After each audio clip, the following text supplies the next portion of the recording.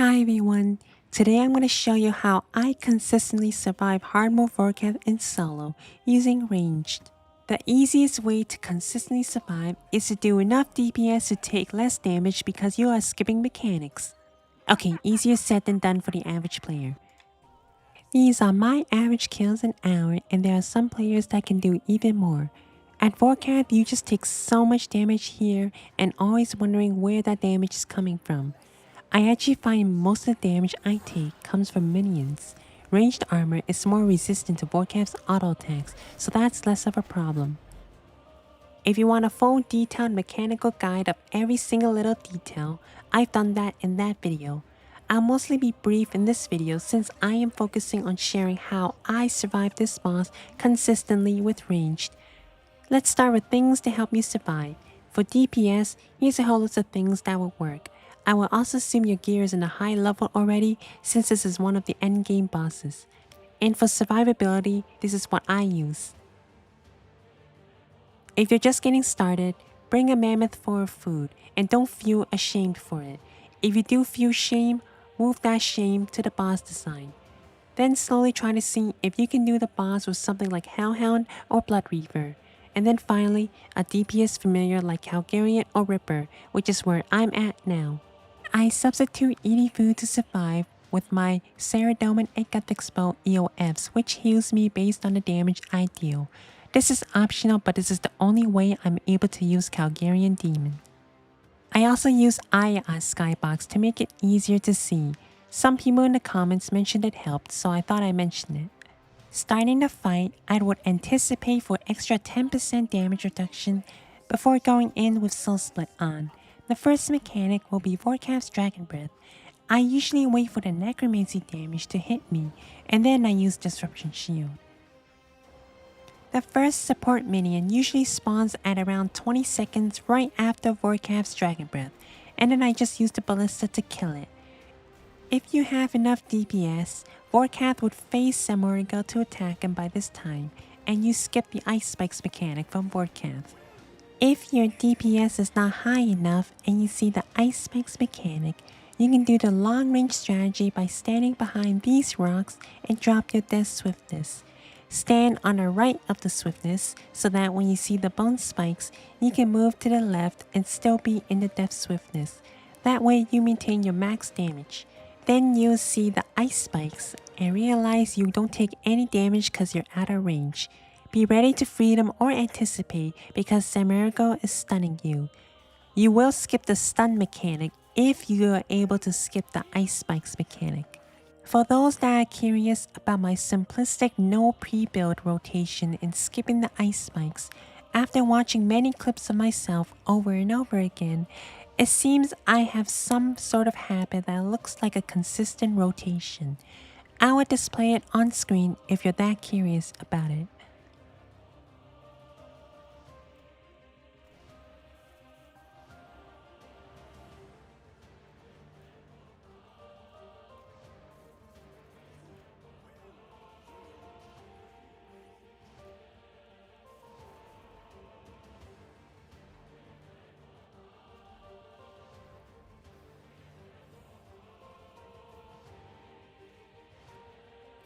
Since I skipped into phase 2, I am back to the Dragon Breath mechanic.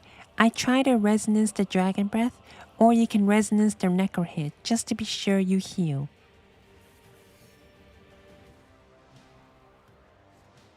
The next support minion usually spawns around 50 seconds into the kill after the second Dragon Breath, although if your kill is too slow, it will spawn after poison. After Death Swiftness, I usually use my Saradomin and Guthix Bow EOFs to heal. Otherwise, I eat food if I must.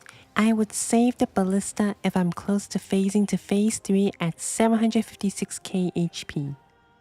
The way I worry about support minions spawning is after Vorkath's Dragon Breath and Vorkath's Poison Pools. One will spawn when Vorkath flies away or when you physically see it. This may vary depending on your kill speed. When Vorkath flies away, I use the Ballista to knock him down and build Desperate stacks on Zemouregal while hunting down the support minion. And then I use the stacks on Incendiary Shot. I tried to wait to use it on Vorkath, or use it on Zemouregal if it's too late. Wait until the bone spikes appear before I dive behind those rocks to use the long-range strategy. The next support minion also appears around Vorkath's Dragon Breath mechanic. I use a Vitality Potion as an extra precaution, and then I try to Disruption Shield the Dragon Breath by timing it. I use my healing EOFs to keep my health high just in case I get a bad Zemouregal rotation. Now let's talk about Phase 3 Zemouregal rotation. Knowing his rotation is my secret recipe to surviving this boss. This is what he does. You can choose 3 different rotations. If you're lucky, most of the time you will see the first rotation. During the Blood Siphon, minions will run towards Zemouregal. That's how you know the first rotation is starting. You can choose to either Resonance, Divert it, or Phase Tank it, or you can use Reflect.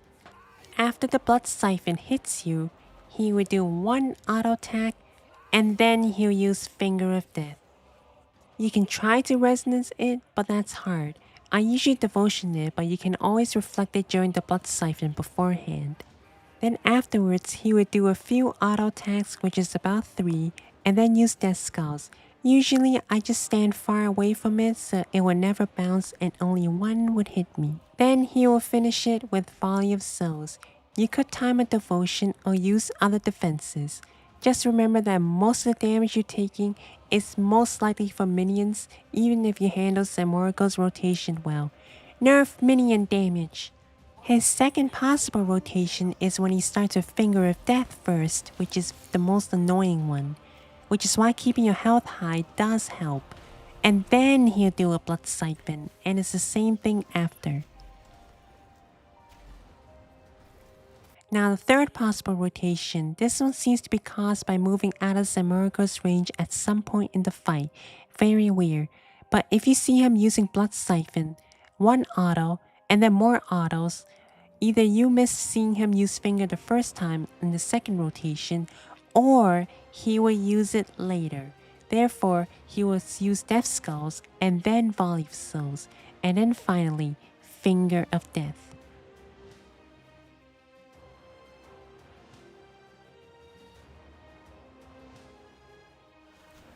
After finishing his rotation, the only thing he does is like auto attack you for like a whole minute. If you don't kill him by the time he has 2 residual souls above him, expect them to restart one of the rotations again. If you moved around a lot, most likely it's the 3rd rotation.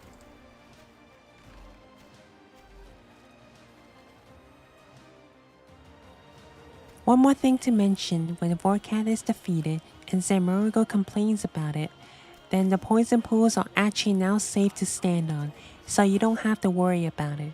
I also switched to 1 arrows and used my healing bows to tank the minion damage. Congratulations, I got the kill. Now I just gotta do it consistently and still find a way to be in a bad situation because of minion damage RNG until Vorkath gets fixed. If you have any questions, let me know.